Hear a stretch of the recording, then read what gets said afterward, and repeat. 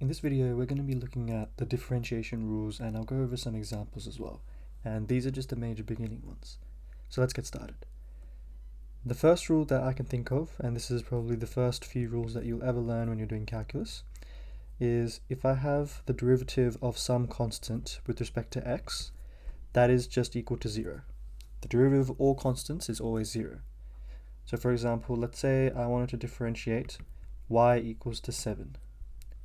Then the derivative of this, dy on dx, is simply equal to 0. Very straightforward. Now let's say I wanted to have an example where the question looked like this. The derivative of x to the power of some constant n, where x is the variable and n is the constant.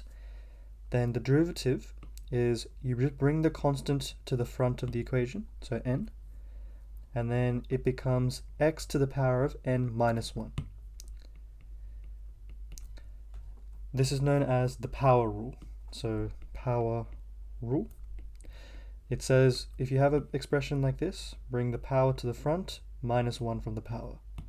And an example of something like this would be y equals x to the power of 7. If you wanted to find the derivative of y equals x to the power of 7, the derivative of y with respect to x, that's what dy on dx means, is you just bring the 7 to the front and then minus 1 from the power. So it becomes 7x to the power of 6. Now let's have a look at another example. Let's say we wanted to differentiate y equals 6x to the power of 4. Now if we wanted to differentiate something like this, there's also another rule, which is if we wanted to differentiate something with a constant, we can just differentiate this part of the expression. So in other words, the derivative of y with respect to x for this question is just 6 times the derivative of x to the power of 4. I can just get rid of the constant on the outside and differentiate x to the 4 on its own. And so the answer to this would be 6 times, bring the power to the front, so it becomes 4, and then x to the power of 4 minus 1. And that simplifies to 24x to the power of 3. Now let's have a look at an example where we're multiplying two functions together. Let's say we have f of x times g of x. If we wanted to differentiate something like this, we wanted to find the derivative of y with respect to x. The derivative is we keep the first function and we differentiate the second one. So f of x we keep, times by the derivative, which I'll write as g dash x. The dash just means derivative. And then we add that to the opposite way around. So this time we differentiate the first term and we keep the second one. Like such. Now let's do it through an example. Let's say I have an example that looks like this. X plus 1 times by 2x plus 7. While using the product rule, the name of this is called the product rule, sorry. If I wanted to go through this example, then I would use exactly what I said before, the product rule. The derivative of y with respect to x, we keep the first function and we differentiate the second one.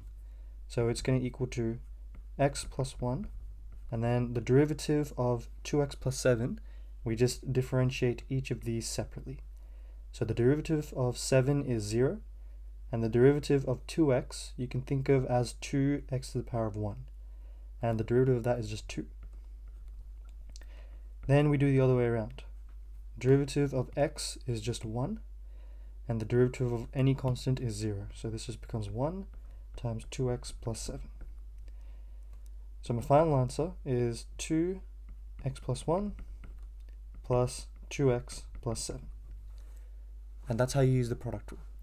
The next rule that we're going to look at is arguably one of the most important rules in all of differentiation. And it looks a little something like this.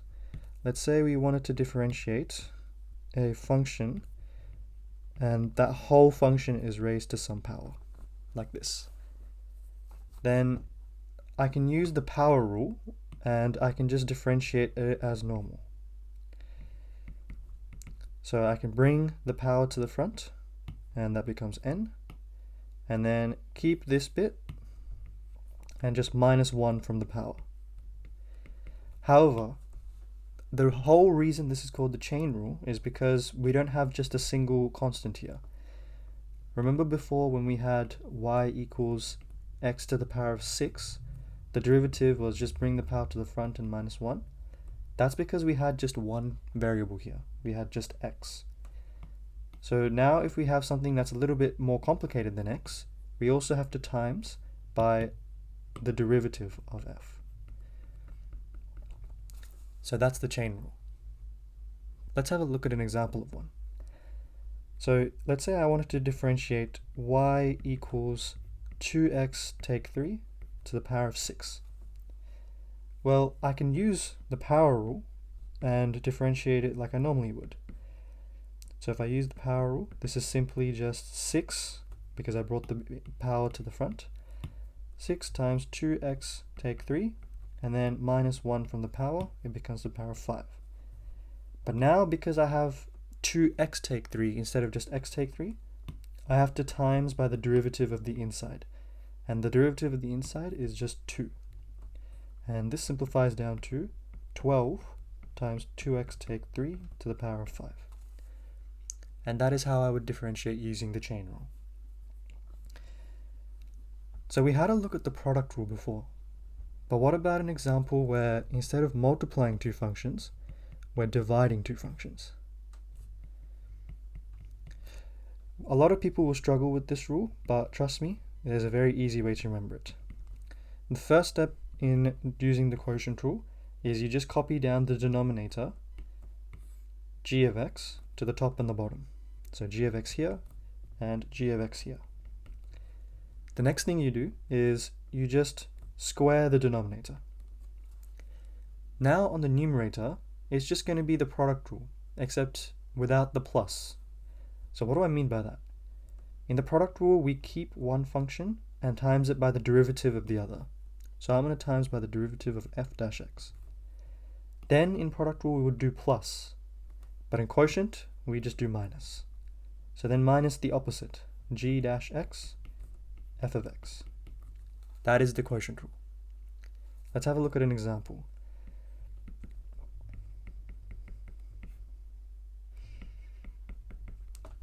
This will do. If I wanted to differentiate this, first I have to recognize that I want to use the quotient rule. So now that I've done that, here's how I would differentiate. I copy down the denominator on both the top and the bottom, except on the denominator, I square it. Then I copy down the derivative of the numerator, which is the derivative of this, and that would just be 2. So I'm going to times by 2 here. Then minus the other way around. The derivative of the denominator is simply 3. And the derivative of the numerator we already have, so we just copy down the numerator. And you can simplify this into 6x minus 4 minus 6x minus 3. And that's just equal to minus 7 all over 3x take 2 whole squared.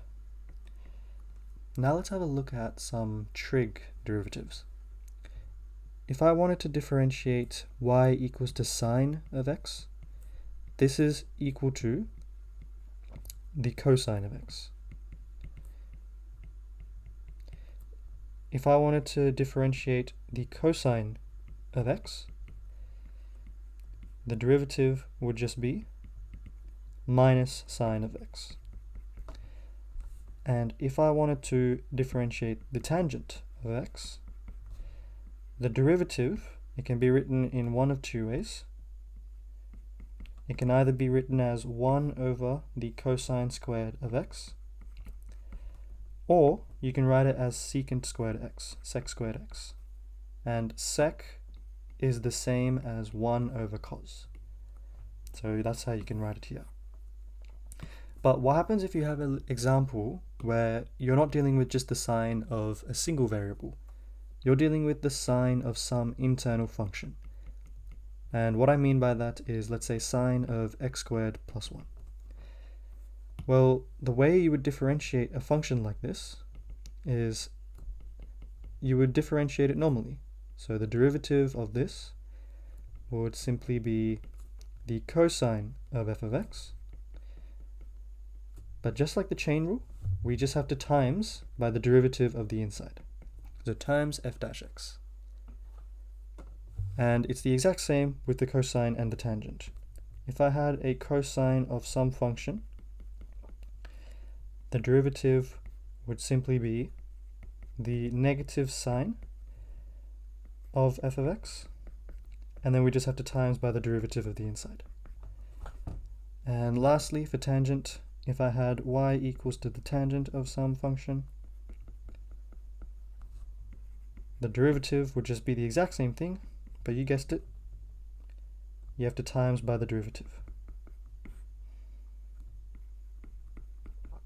So I'll go through a few examples. I'll go through one for each. Let's say I have an example where y equals to the sine of x squared plus 1. Well, we all know that the derivative of sine is simply cosine, so it would become the cosine of x squared plus 1. But now I also have to times by the derivative of the inside here, and that would simply be times 2x. So my derivative would be 2x cos of x squared plus 1. What about if I do one with cosine?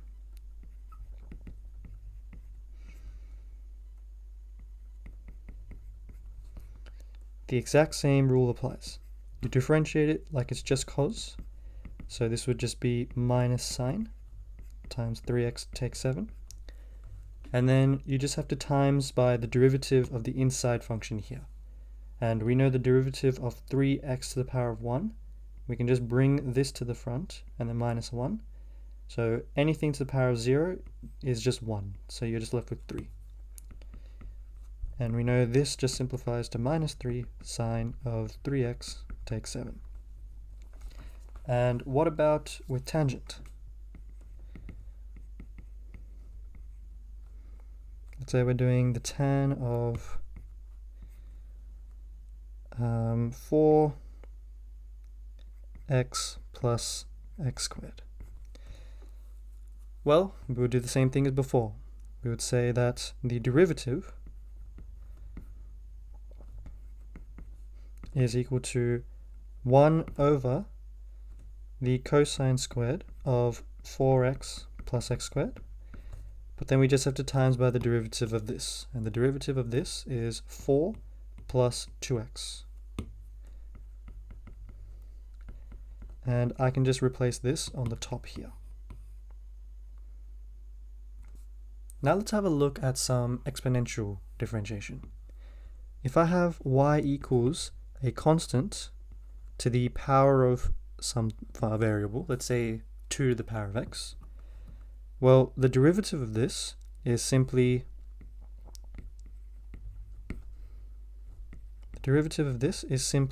the exact same thing, but then we just times by the natural log of the constant. So a to the power of x times by the logarithm of a. Now let's say what happens when we have y equals e to the power of x, where a is now e. Well, the derivative would be the exact same. We would say that it would be e to the power of x times by the ln of e. And if you guys have done your log rules before, you will know that the ln of e is simply 1. So this is the only function where the derivative is the exact same as itself. The derivative and the original function are equal. Other than 0, this is the only one where that is possible. Now let's say what happens when we wanted to differentiate y equals to e to the power of some function. Well, if we want to differentiate this, we would differentiate it just like e to the power of x. It would be e to the power of f of x, and then we just times by the derivative of the power. And I hope you're seeing a running pattern here of how all of these rules you have to times by the derivative of the power or the brackets or what it may be. So now what happens if we have y equals e to the power of x squared plus 1? Well, we would differentiate this just like normal, and we would say the derivative of e to the power of anything is just e to the power of itself, but then we have to times by the derivative of the power, which is times by 2x. So then this would simplify to 2x e to the power of x squared plus 1. And that is the derivative of e. What about ln? What happens if we want to differentiate ln of x? The derivative of just ln x is simply 1 over x. But again, let's say we get given a question where we have more than just x. Let's say some function. Well, the derivative here, it would simply be the derivative of f of x over the original function, f dash x over f of x. And let's take an example.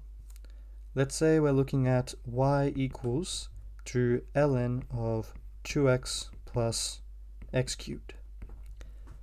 Well, the derivative of this is simply the derivative of the inside function, so 2 plus 3x squared, divided by the original function. And it's that simple. That's how you differentiate with e and ln. Now let's have a look at some more advanced differentiation rules. This will be inverse trig differentiation. If I want to differentiate the inverse sine of x, this derivative is simply equal to dy on dx is equal to 1 over the square root of 1 minus x squared. And in this example, we can see that x cannot equal to either plus or minus 1, because then the denominator would be 0, and we cannot divide fractions by 0. And what about if we have y equals to the cosine inverse? Well, the derivative here, it looks awfully a lot like the sine inverse, but it would just be minus 1. Minus 1 over the square root of 1 take x squared. And in my other video, you'll see that the integral of this will get you back here. And now, lastly, let's have a look at y equals tan inverse of x. Well, the derivative of this is simply 1 over 1 plus x squared. And for this one here, I forgot to mention, x cannot equal to plus or minus 1, as the denominator would be 0. And in the real plane, x can be anything. However, if you're dealing with complex numbers, x cannot equal to plus or minus I. But that's for another video. Thanks for watching. This is part 1 of my derivative series here on YouTube. If you would like me to have a look at another topic, or you have any questions, please feel free to comment down in the comment section below, and make sure to like and subscribe.